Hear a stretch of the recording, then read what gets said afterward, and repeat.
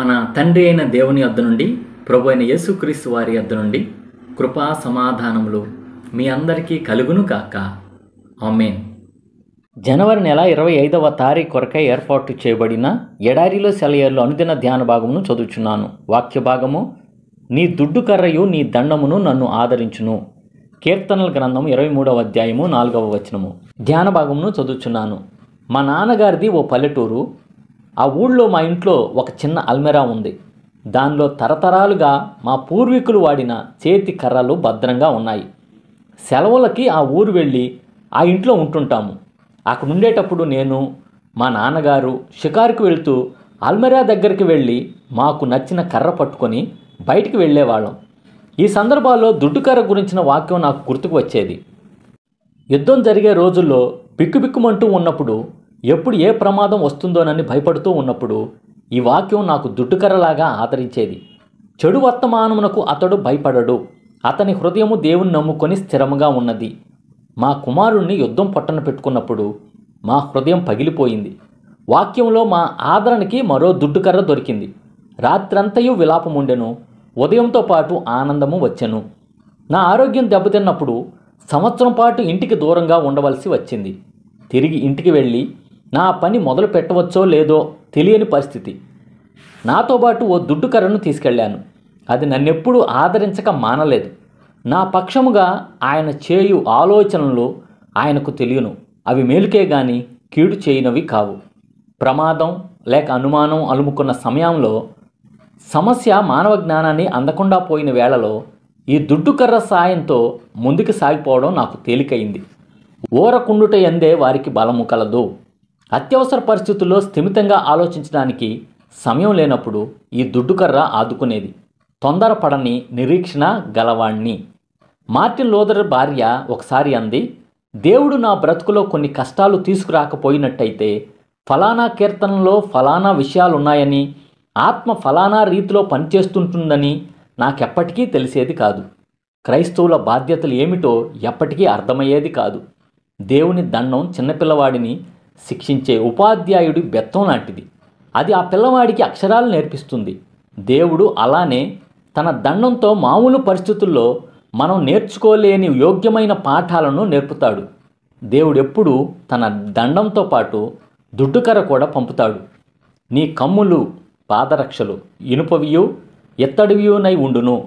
నీవు బ్రతుకు దినములలో నీకు విశ్రాంతి బలము కలుగును. ద్వితీయోపదేశకాండము 33వ అధ్యాయము 25వ వచనము. రాతి బండలున్న దారి గుండా పంపేటప్పుడు తప్పకుండా ఇనుప చెప్పులు ఇస్తాడని నిస్సందేహంగా నమ్ముదాం. మనకి సరైన పరికరాలు ఇవ్వకుండా మనల్ని ఏ ప్రయాణానికి పంపడు. ఇదే ఈ దినమునకై ఏర్పాటు చేయబడిన ఎడారిలో సెలయేర్లు అనుదిన ఆత్మీయ అల్పాహారము. సమస్త జ్ఞానమునకు మించిన దేవుని కృపా సమాధానము ప్రభువైన యేసుక్రీస్తు వలన మీ హృదయములకు మీ తలంపులకు కావలి ఉండును గాక. ఆమేన్. Praise the Lord. షాలోమ్. ప్రార్థన. పరిశుద్ధుడా, ప్రేమ కలిగిన తండ్రి, జీవం కలిగిన దేవా, జీవాధిపతి, మాకిచ్చిన మరి ఒక మంచి వర్తమానం బట్టి 103 స్తోత్రం తెలుసుకుంటున్నాం తండ్రి. నీ దుడ్డు కర్రయు నీ దండమును నన్ను ఆదరించును అని భక్తుడు అన్నట్లుగా ప్రభువా మేము కూడా అంటున్నాం తండ్రి. ఆయా సమయాల్లో, ఆయా పరిస్థితుల్లో, ఇరుకుల్లో, ఇబ్బందుల్లో, ఎలాంటి అననుకూల పరిస్థితులైనా కూడా ప్రభువా నీ దుడ్డు కర్ర నీ దండము మాతో ఉంటూ ప్రభువా ఆదరించిన సందర్భాలు ఎన్నో ఉన్నాయి ప్రభువా.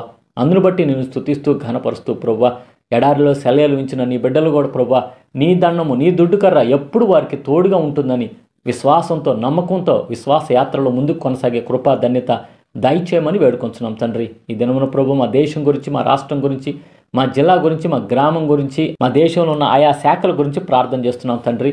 వ్యవసాయ శాఖ, విద్యుత్ శాఖ, విద్యాశాఖ, వైద్య శాఖ, నీటిపారుదల శాఖ, రవాణా శాఖ, పోలీస్ శాఖ, న్యాయ శాఖ, రక్షణ శాఖ, ఆర్థిక శాఖ, ఇలాగ అనేక రకాలైన శాఖలు ఉన్నాయి ప్రభు. ఆయా శాఖల్ని నడిపిస్తున్న ఆ మంత్రులను బట్టి ప్రార్థన చేస్తున్నాం తండ్రి. నాయకులను బట్టి ప్రార్థన చేస్తున్నాం తండ్రి. ప్రభుత్వ సేవకులను బట్టి ప్రార్థన చేస్తున్నాం తండ్రి.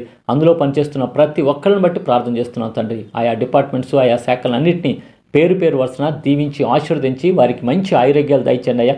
వారికి అప్పగింపబడిన బాధ్యతలు నీతిగా, యథార్థంగా, ధర్మంగా చేయటానికి సహాయం చేయమని వేడుకొంచున్నాం తండ్రి.